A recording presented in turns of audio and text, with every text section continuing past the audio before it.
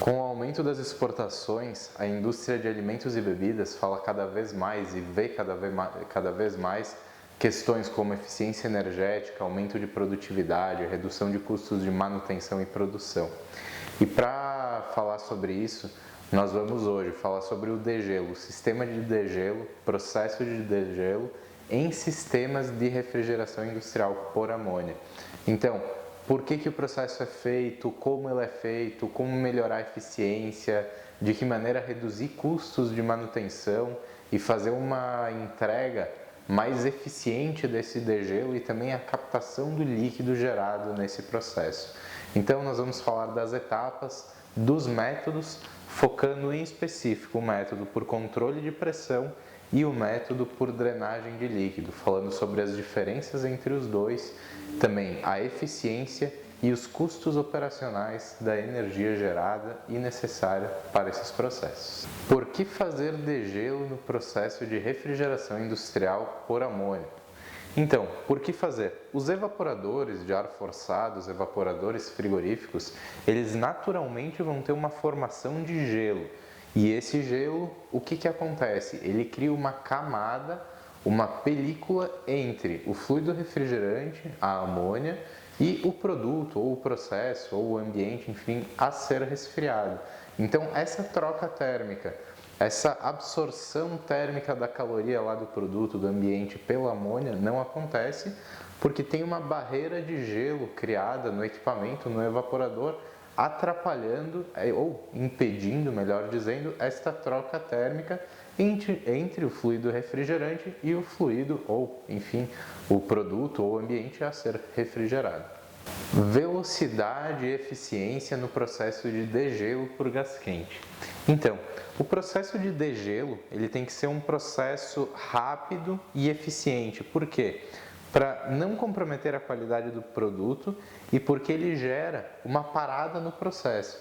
Então, para você fazer o degelo, ou seja, para você fazer a injeção de gás quente lá no seu evaporador, naturalmente você não vai poder fazer a injeção de líquido ao mesmo tempo.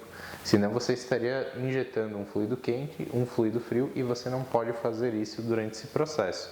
Então, durante esse processo você vai parar lá o seu equipamento, mas você não pode comprometer a qualidade do seu produto, então você não pode ter essa grande variação de temperatura. Por isso, ele tem que ser feito de uma maneira veloz, ou seja, de uma maneira rápida e também de uma maneira eficiente, ou seja, ele precisa ser feito em totalidade. Então, esse aqui é um exemplo de evaporador com aletas, muito mal desenhado por sinal, mas enfim, é o exemplo.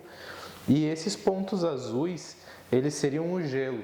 Se nós fizermos esse processo de degelo e o tempo ou a pressão, enfim, não forem o suficiente para derreter esse gelo, o que vai acontecer? Vai ficar gelo formado em diversas partes do evaporador.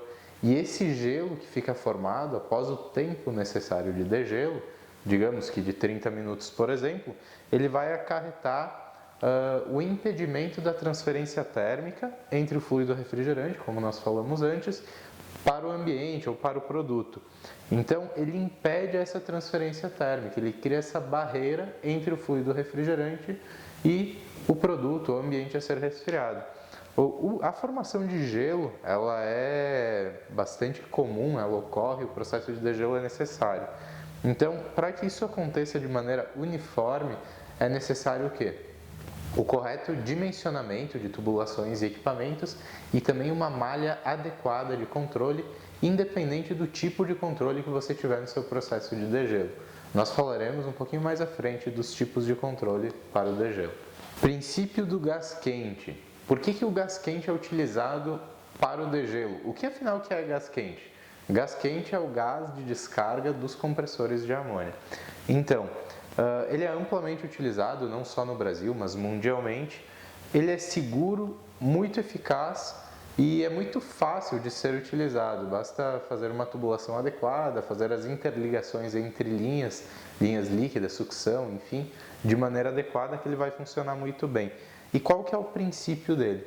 Você injeta o gás quente na parte superior do seu evaporador e esse gás quente vai trocar a sua caloria, ou seja, vai ceder a caloria para o gelo, que naturalmente vai derreter.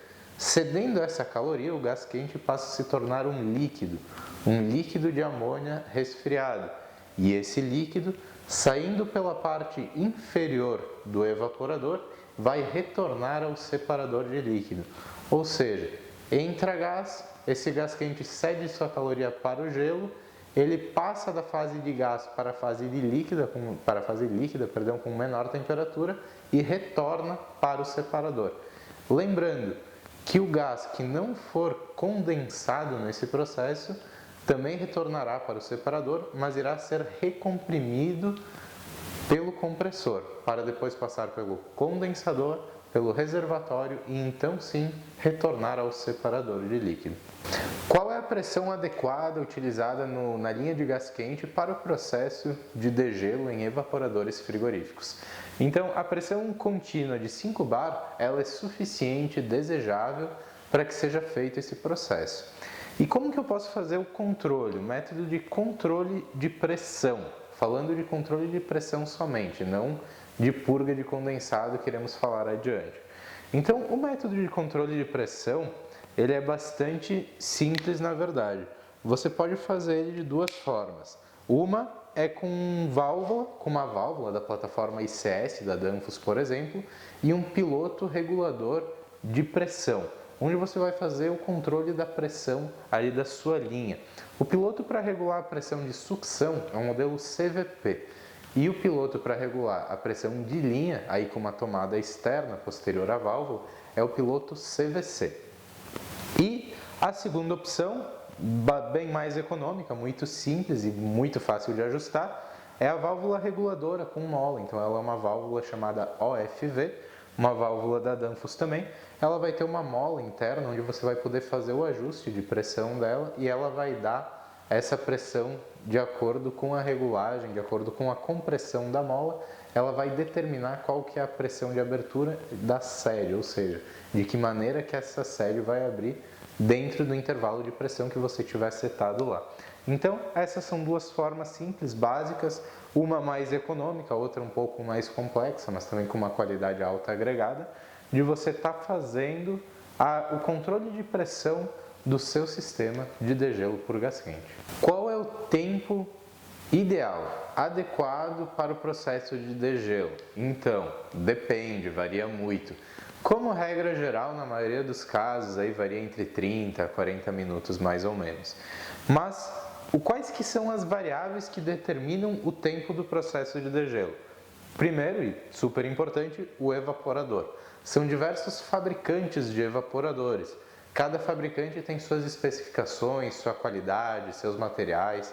Então, vale muito a pena. Eu não comercializo evaporadores, mas vale muito a pena você fazer uma boa pesquisa antes de adquirir a sua planta frigorífica, os seus evaporadores, porque eles vão fazer total diferença na velocidade, na estabilidade, no controle e na eficiência energética do seu processo. A espessura do gelo, obviamente, a espessura do gelo a ser derretido vai alterar completamente o tempo de degelo. Quanto mais espessa for a camada de gelo, mais vai demorar para que esse processo ocorra, porque maior deverá ser a transferência térmica entre o gás e o gelo para transformar esse gelo em líquido novamente, em água.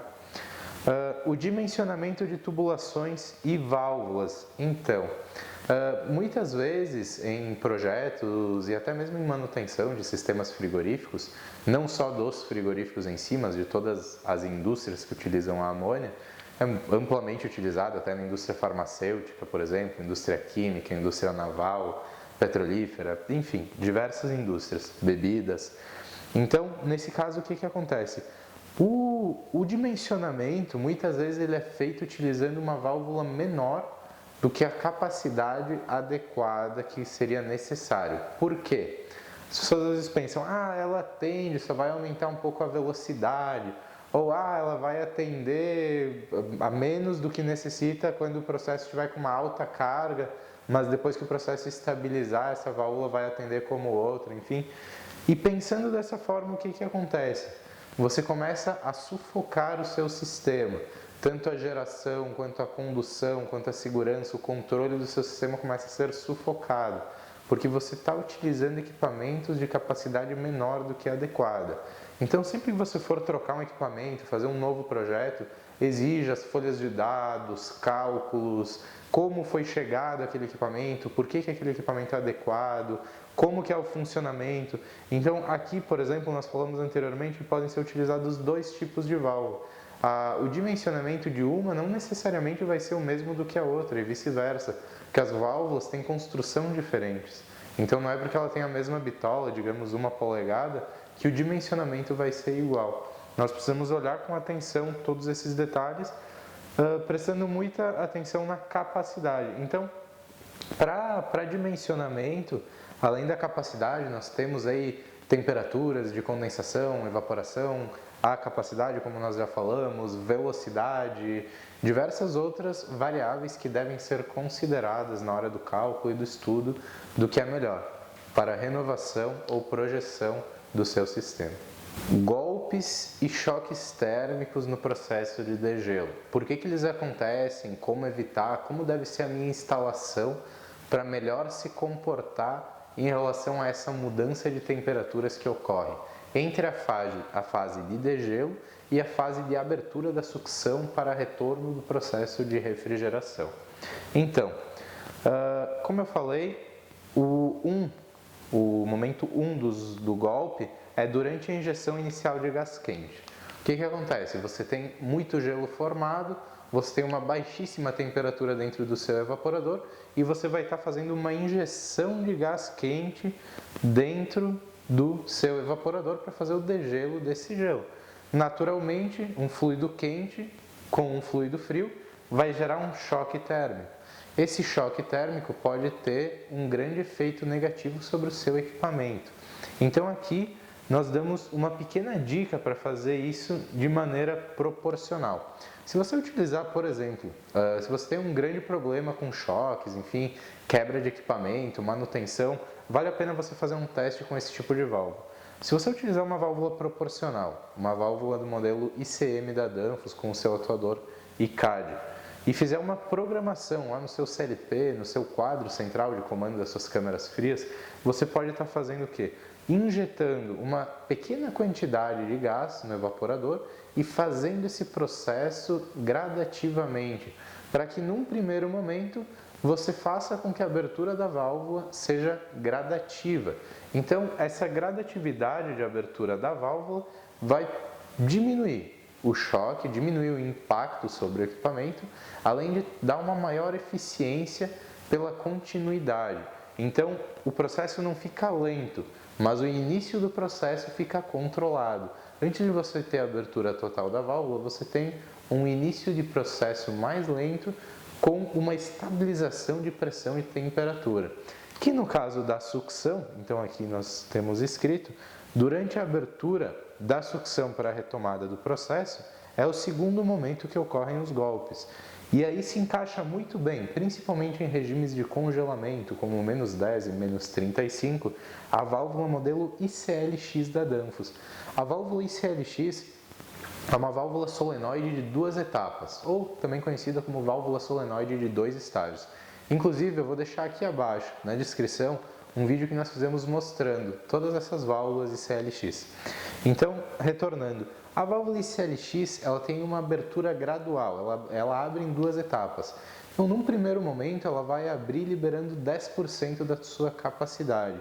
Quando ela estabilizar a pressão, ela vai abrir os outros 90%. Então, ela é uma válvula solenoide de 2 etapas, justamente por dar essa abertura, não proporcional, mas em etapas ao processo de sucção. Nesse caso, essa válvula abrindo, funcionando dessa forma, permite com que o processo não fique proporcional, mas funcione em etapas, evitando golpes, quebras e deixando o sistema todo funcionando de maneira mais redonda. Para explicar de maneira simplificada o processo de degelo, nós fizemos esse esquema bem simples, feito agora na hora mesmo, para que a gente possa explicar quais são os componentes do sistema de refrigeração e de que maneira esse processo funciona. Então, tanto no processo por controle de pressão, quanto no processo por drenagem de líquido, A injeção de gás quente ocorre da mesma forma, as linhas são iguais, somente o processo de retenção do gás quente ou enfim, abertura da válvula, controle de pressão, ele é diferente.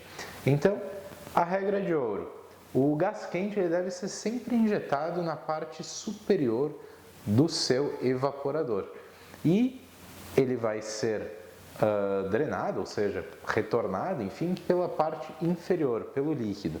Então nós temos aqui o nosso compressor, a linha de descarga do compressor, que naturalmente entraria no condensador e iria para o reservatório de líquido, sendo o alimentador do nosso separador. Então aqui, na nossa linha de descarga do compressor, que é essa linha, nós vamos fazer uma tomada. Essa tomada será a nossa linha de gás quente, ou seja, a nossa linha de descarga do compressor. Essa linha de gás quente vai ser adicionada, ou seja, vai ser colocada junto com a nossa linha de sucção.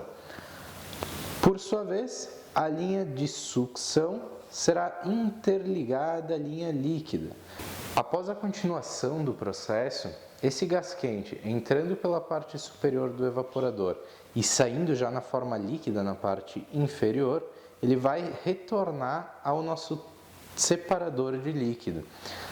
Nessa etapa, ele vai retornar parte em forma líquida no processo de controle por pressão e parte na forma gás. Esse gás, que vai ficar naturalmente na parte superior do separador, vai retornar ao nosso compressor para ser recomprimido e fazer todo o processo novamente, passando pelo condensador, sendo armazenado no reservatório e sendo direcionado pela válvula de alimentação de acordo com o nível no momento dentro do separador. Então, esse é o processo básico. Quando o processo for por drenagem, esse gás quente só vai retornar quando ele estiver em forma líquida, porque ele só pode levantar a boia, enfim, da válvula de drenagem, da válvula ICFD, no momento em que ele estiver líquido. Dessa forma, nós temos uma grande economia. Por quê? Porque nós não temos, ou temos um índice muito baixo de gás que deve ser recomprimido e reprocessado. Então, diretamente, o nosso compressor já trabalha menos e é gasto uma menor energia elétrica na geração do nosso sistema de refrigeração. E, indiretamente, nós temos todos os equipamentos do processo que são menos sobrecarregados, de maneira a ter menos manutenção, menos quebras, enfim, menos perdas. Então, o nosso processo ele ocorre de maneira mais estável. Quais são as diferenças básicas entre os sistemas de degelo por controle de pressão e por drenagem de líquido? Então, elas têm o mesmo objetivo. O objetivo de ambas é fazer o degelo do gelo formado no evaporador e transformar o gás quente, que é pego lá da linha de descarga do compressor, em líquido, retornando ao separador após essa troca térmica. Então, o mesmo objetivo, mas a diferença é a eficiência. Por quê? Então, no método de controle de pressão, nós vamos falar isso um pouquinho mais adiante, de quais são as vantagens e desvantagens. Então, eu vou me deter, na verdade, na retenção. Por exemplo, se você tiver uma chama e você colocar uma panela com água sobre essa chama e manter ela sobre essa chama, essa água naturalmente vai ferver e borbulhar em um período de tempo relativamente curto. Se você fizer movimentos para frente e para trás com essa panela, afastando e aproximando ela do fogo continuamente, isso vai levar mais tempo e você vai ter um gasto energético maior. O processo de drenagem de líquido faz o quê? A retenção do fluido dentro do evaporador. E essa retenção, só permitindo que ele saia do processo, quando ele realmente virar líquido, faz com que o processo térmico, apesar de não ser de aquecimento como exemplo, ocorra de maneira mais breve, mais constante, com menos desgaste de equipamentos e economizando uma quantidade muito significativa de energia. Então, a principal diferença entre os dois é a taxa de retenção promovida pela válvula ICFD do gás quente se transformando em líquido dentro do seu evaporador. Processo de degelo por gás quente, método por controle de pressão. Então, por que é utilizado dessa forma? E como é utilizado? O gás quente ele é utilizado por tempo e pressão padrão, independente da real necessidade. Então, é estipulado no método por controle de pressão um tempo e também uma pressão específica para os evaporadores, onde esse processo de degelo vai ocorrer independente da real necessidade, da real taxa de congelamento. O gás não utilizado precisa de recompressão. Então, como nós falamos anteriormente, o gás que retornar do degelo em forma de gás e não em forma de líquido, ele vai ter que ser recomprimido. Então, se você estiver destinando uma carga muito maior de gás por um tempo muito maior do que é necessário, você vai estar gerando uma alta taxa de recompressão. Isso vai além de fazer você gastar muito mais energia elétrica do que o necessário, vai ter um alto impacto sobre os seus equipamentos, compressores, condensadores, enfim, sobre todo o seu sistema. Então, o custo, tanto o custo direto através da energia elétrica, quanto o custo indireto através de quebras, paradas, manutenções. O lado positivo, ele é muito fácil, né, de ser instalado e utilizado e também ele gera uma baixa manutenção nas válvulas, porém ele acaba gerando uma maior manutenção nos compressores, condensadores e outros acessórios, outros equipamentos, enfim, do seu sistema, justamente pela maior carga de trabalho. Quanto maior o trabalho, maior o estresse. Quanto maior o estresse, maior a quebra, maior a manutenção. Então, não é porque é ruim, não é porque é menos profissional, enfim, mas é porque ele gera mais trabalho e esse mais trabalho gera naturalmente um maior desgaste mecânico dos seus equipamentos e, por consequência, uma maior manutenção.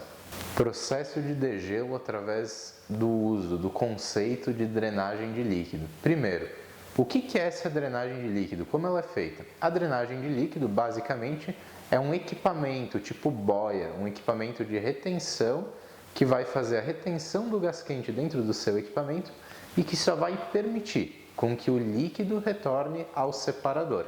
Então, ele não é um método por controle de pressão, como o convencional, ele é um método de retenção e controle através da drenagem do líquido. Então, como eu disse, apenas o líquido condensado é drenado, ou um baixo percentual de gás. Então, você vai estar mandando apenas o líquido lá para o seu separador, não tanto o gás. Naturalmente, o que acontece com isso? A retenção da energia dentro do evaporador. Se você só manda o líquido, o gás permanece lá nesse processo de mudança de fase e ele sendo retido dentro do seu evaporador, você vai ter um menor consumo energético, um menor desgaste dos equipamentos e uma maior eficiência, ou seja, você vai fazer o seu processo num tempo mais curto, o seu mesmo processo de degelo. Uma menor carga de gás, naturalmente pela própria retenção você não vai precisar estar jogando tanto gás e você reduz o seu consumo de energia, ponto importante, pelo que eu expliquei anteriormente. E também você reduz a carga no compressor. Por quê? Se você não tem tanto gás retornando, você naturalmente vai ter uma menor taxa de recompressão. Se você tem uma menor taxa de recompressão, você tem também uma menor taxa de trabalho de todos os seus equipamentos, como o seu condensador, o seu reservatório, o separador, válvulas, bombas, todos os seus equipamentos. Porque o líquido ele não vai retornar à fase de recompressão, ele já vai permanecer no separador para ser bombeado para esse mesmo evaporador ou para os outros evaporadores do seu processo. Cálculo do custo, diferença do custo entre o processo de degelo por controle de pressão e o processo de degelo por drenagem de líquido. Tem diferença? O custo é diferente? Sim, ele é diferente.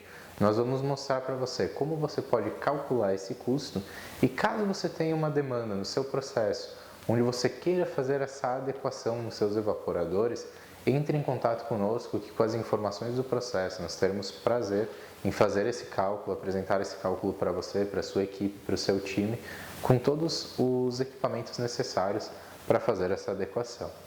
Então, aqui a gente está considerando um degelo por dia de 30 minutos.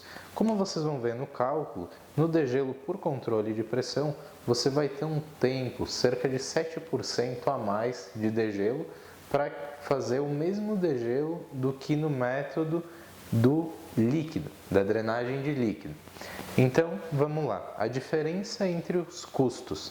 Aqui, pelo método de drenagem de líquido, utilizando a válvula ICFD, nós temos uma potência aqui de 865,2 kW, vezes 0,5 horas, ou seja, 30 minutos, vezes 365 dias, ou seja, nós fizemos por 30 minutos o ano todo, utilizando essa potência, vezes um custo de 0,50 centavos por kWh.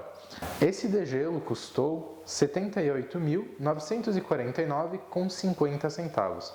Esse mesmo degelo, considerando o processo de controle de pressão, nós vamos ter uma potência maior, obviamente, de 1050,4 kW, vezes 0,53 horas, ou seja, um tempo 7% a mais do que pelo método de controle de líquido, vezes 365 dias, vezes um custo idêntico de 50 centavos kWh, chegando a um total de R$ 101.599,94.